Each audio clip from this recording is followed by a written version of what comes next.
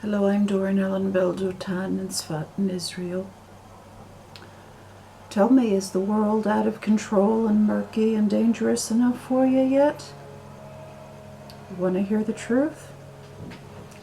Or do you want to get mulched? It's up to you. I'm going to tell you the truth. Whether or not you can handle it is your own business. My responsibility is to tell you the truth.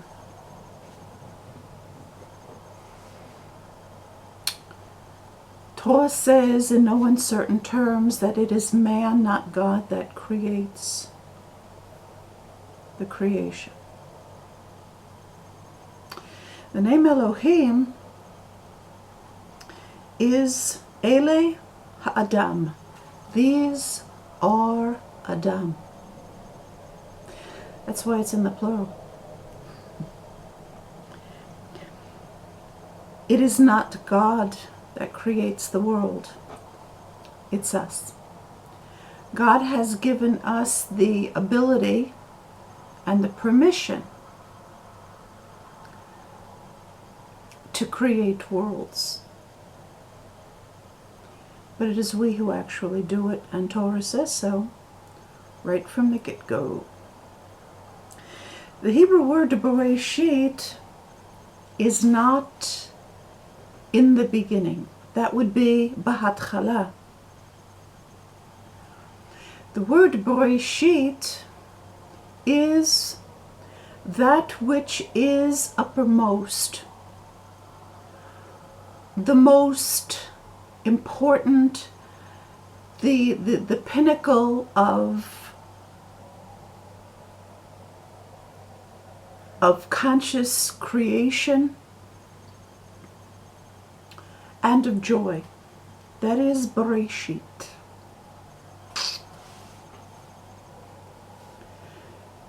Bereshit is not a one-off, one-time historical event.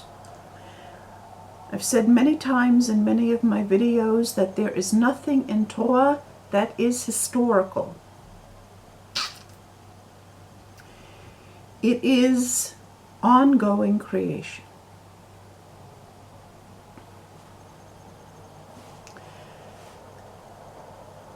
The absolute prohibition in Torah against making a graven image is speaking about mental pictures. We have been absolutely forbidden, that is, warned in the strongest language possible against making mental pictures that are not worth making, that are idolatrous, that are not self and other serving.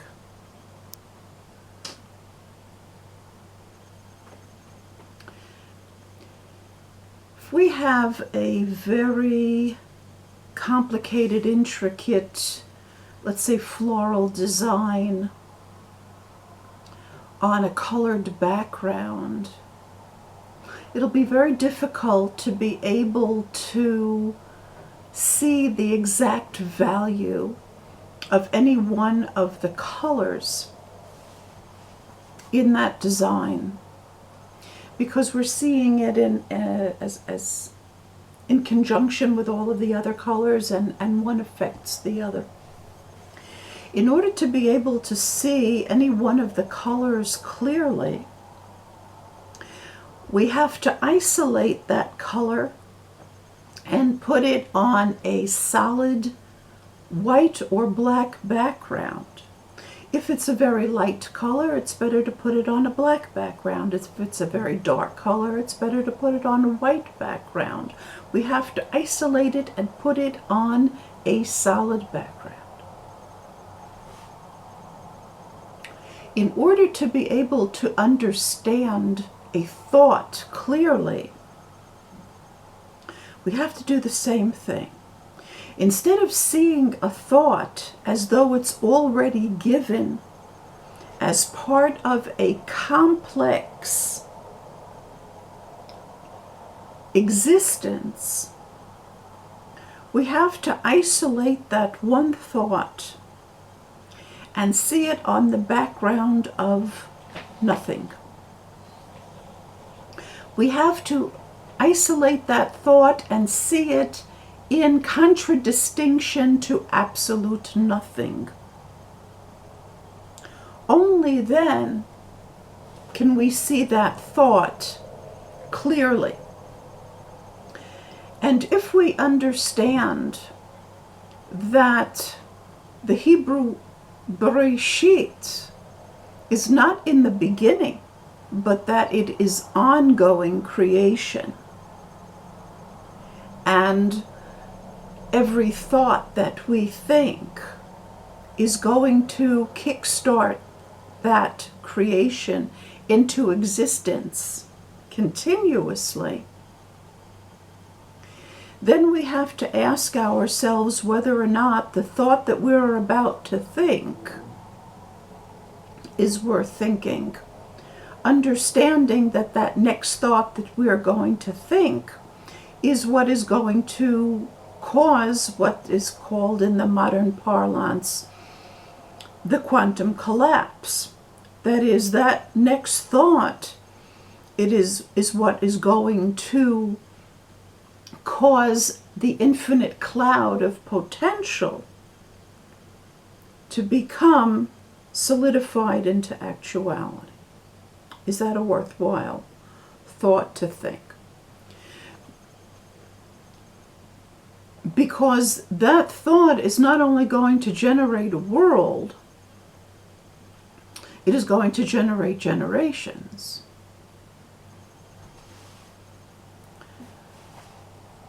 Most people are helplessly and hopelessly, I won't say hopelessly, most people are helplessly. We have to always have hope. Enslaved to their own thoughts that were never worth thinking in the first place. And once they begin to think these thoughts and think that they're real in and of themselves, they begin to serve them, and they are exactly like the ancients who served idols and brought them like 97 ostrich eggs and 47 fatlings and even their own children. We're still doing that. So on the background of nothing, understanding that the next thought that we're going to have is going to kickstart reality as though it never was, and it's just beginning right now, continuously. That's the continuous now. That is the, what do they call it, the present continuous. That is what's called Olam Haba. That is the true Olam Haba. What's translated as the world to come should actually be the world that is coming, continuously coming. Present continuous, that's what it means.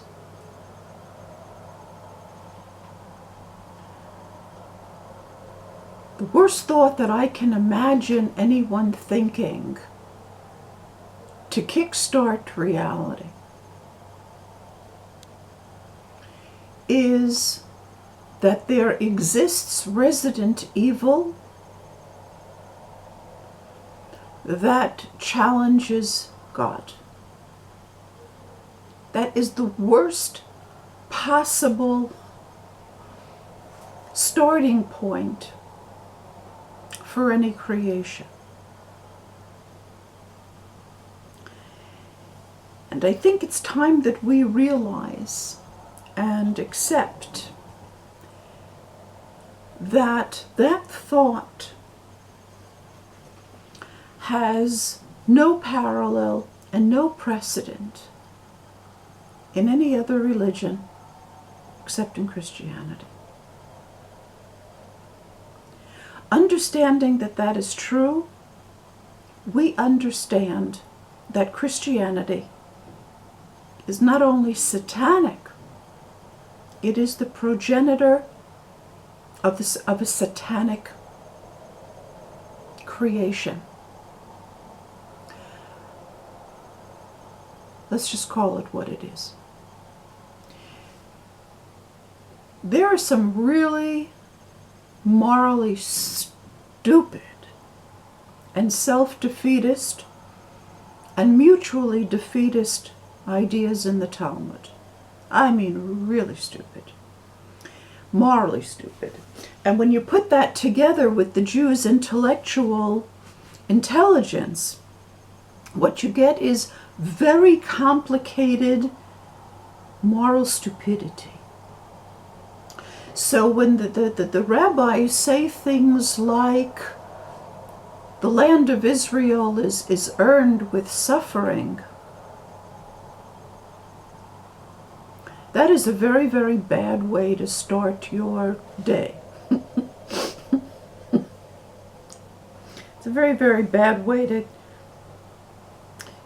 the spark plug your reality.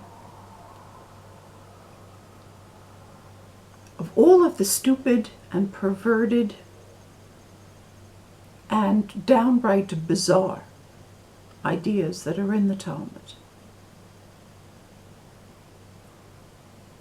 nothing comes close to the Christian idea that there is a evil power that has enough strength to be able to compete with God. And that power is the master of this world. That idea is so essentially evil that no reality can accept that.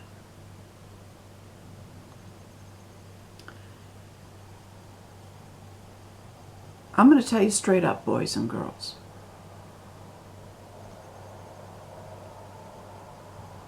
The God of Israel is the creation of Israel. It was our progenitors who came up with the idea of, instead of being lost in a world in which people were serving competing gods and had to propitiate each one of them, and that their interests conflicted with one another, and you never know which god it was wanted what from you and how to behave, so just propitiate them all, which required an awful lot of work. You know, they all wanted their fatlings, and they all wanted their duck eggs, and they all wanted to... He said, let's conglomerate all that into one God who's benevolent, who doesn't want those kinds of sacrifices. Let's come up with the idea of an overarching power that is basically benevolent. That was the Jews' gift to the world. We came up with that bright idea. And it's a darn good idea. That is not the God of the Christians. God of the Christians is a God that can be challenged by an evil force. I can't imagine. I'm really hard pressed to think of an idea that's worse than that one.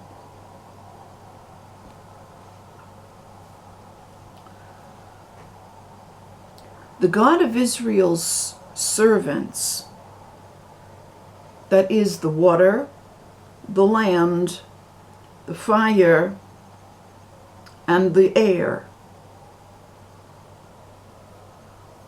are not going to tolerate that anymore. At all. The people of Israel put overriding directives into their creation that lower levels of creation cannot override. Which is very clever. When they came up with the idea of a one benevolent God, they also came up with the idea of the one omnipotent benevolent God. That directive is so high that it overrides all of the other directives. Therefore, all of the elements in creation are under the control of the God of Israel, who was given ultimate power when Israel created it.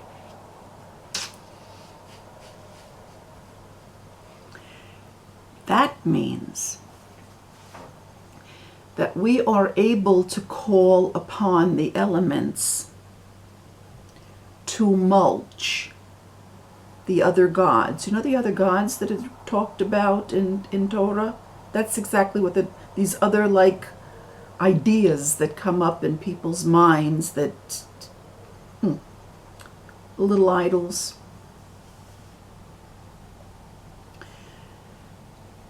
I don't know whether or not you're noticing that fault that's opening up is running right through the Bible Belt.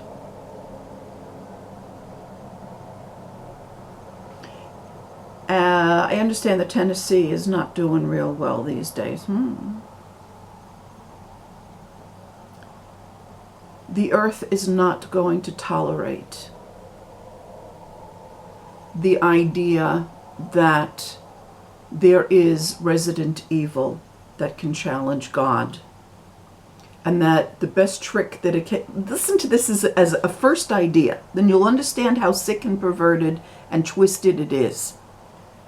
Satan's best trick was convincing people that he doesn't exist. Now, don't understand what I just said as a pre-existing condition, but as a directive that Christians are putting on the creation starting from ground zero. And then you will understand how sick it is and why it can no longer be tolerated. So right now you're in a situation where that volcano has been found, the caldera has been found to be 2.5 times larger than they thought. That doesn't mean that they discovered that it's 2.5 times larger. It means that it was given the directive to become 2.5 times larger and active. And the earthquake that you've been warned about by Russia, and that fault that's opening up through the middle of the Bible Belt.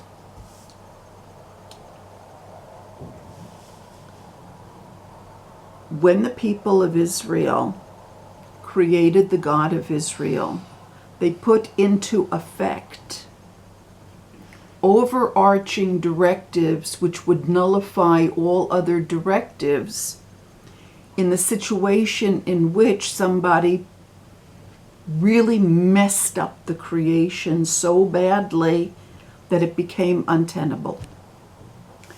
And that is the situation in which you unfortunately find yourselves.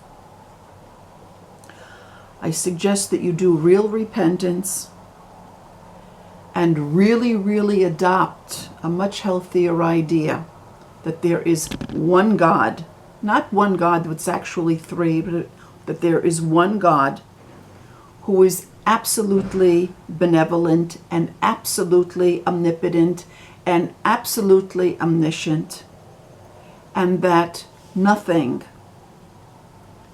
can compete with that, nothing wants to compete with that, and that who's running the universe. That is a much healthier way to kickstart your day. Thank you for listening.